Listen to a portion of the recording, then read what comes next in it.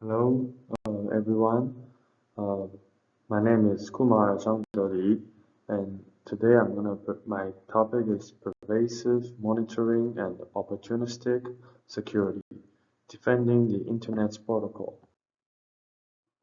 So, the government monitors in the United States. So, in 2013, Edward Snowden leaked the US government documents show that the extent to which US government agencies monitor what happens on the internet. So the monitor is pervasive. Pervasive isn't about monitoring internet traffic related to a terrorist cell or a criminal organization. It's not about monitoring internet traffic and from certain websites, traffic related to certain services or traffic related to certain activities. Data are being collected in mass, whatever data they can find, and as much of it as they can store. Pervasive monitoring collects the content that we are all sending and receiving on the internet. Email, web pages, every tweet, blog post, purchase, and search. And also the metadata associated with the content. IP address, URL, user identifiers, account names and numbers, and etc. The ability to aggregate this information makes the situation more worrisome than the simple collection of mass information might otherwise be. The initial response after Snowden went public, the Internet Engineering Task Force initial response was pervasive monitoring is a technical attack that should be mitigated in the design of IETF protocols where possible. So whatever your politics, the point is that an internet that is easily to monitor can be monitored by bad people as well as good. Whomever you consider are bad, they can monitor you. So how to deal with this problem? Using TLS, Transport Layer Security in Application. UTA's charter has it receiving a set of widely used application layer protocols for email, the web, and instant messaging, and making update recommendation for encrypting those protocols. So by encrypting more, the reasoning goes, we protect ourselves more from being successfully monitored. So how do we use TLS in applications?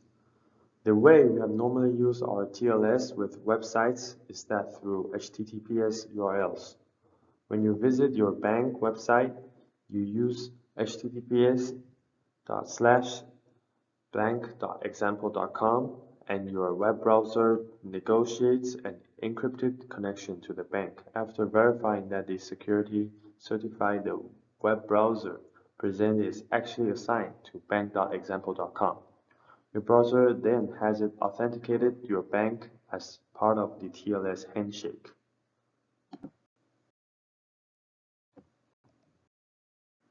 Until now, though, the alternative to such authenticated secure connection has been connections in the clear with no encryption.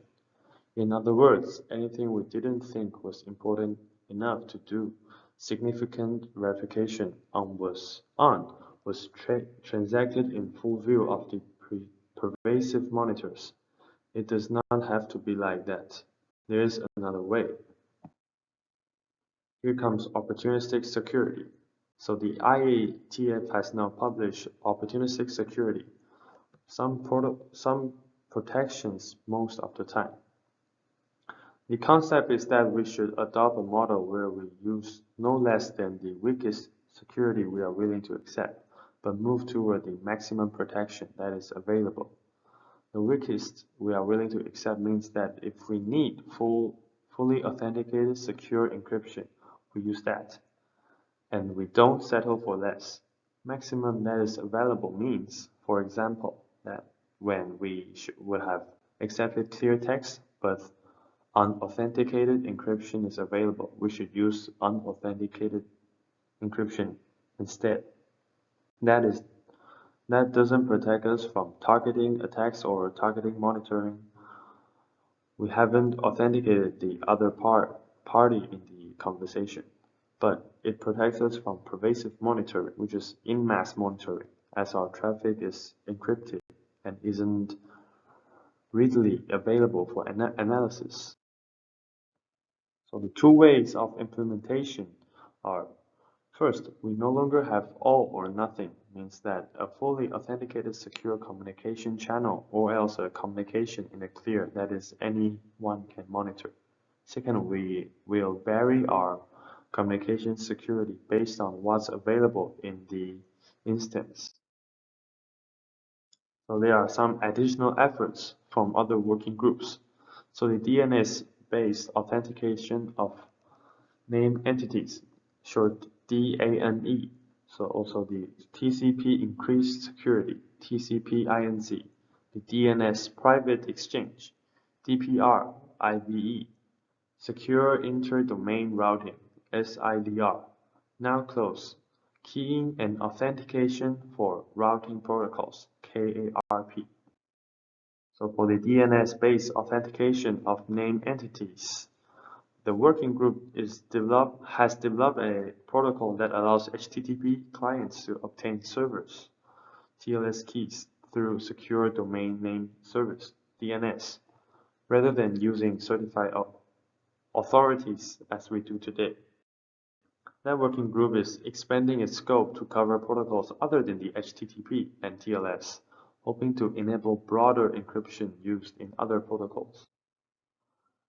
And for TCP increased security, this working group was chartered to develop extension to TCP, one of the most widely used Internet Transport Layer protocols, to provide TCP streams with unauthenticated encryption and integrity protection. That work will allow confidentiality protection to extend to higher layer protocols that don't themselves provide adequate mechanism to defend against pervasive monitoring. The DNS Private Exchange Working Group is looking at protecting DNS queries confidentially. Although DNS security extensions address the DNS response integrity, they don't encrypt the queries and responses. DPRIVE is a step toward closing that hole and making DNS queries less available for monitoring. That's important because even if the data from your browser to the website server is encrypted, if someone can monitor the domain name of your browser just resolved, the website's identity is still exposed. And as with other metadata, the aggregation of all your DNS queries is even more sensitive than the knowledge of any single one. For secure inter-domain routing, SIDR, and now closed key and authentication for routing protocols. So there has also been work on these routing protocols. So in the SIDR and in KARP working groups, they aim to assure the Internet's routing system integrity to prevent attacks that redirect traffics. Such integrity protection can prevent monitoring through man-in-the-middle attacks, as well as other sort of security compromises. So not everyone sees increased use of encryption as a good thing. Of course, security against monitoring makes it harder for governments to collect and block informations, for companies to collect informations for marketing and advertising purpose, and for service providers to insert proxies, filters, and monitor for network management and optimizations, or even adding some advertisement.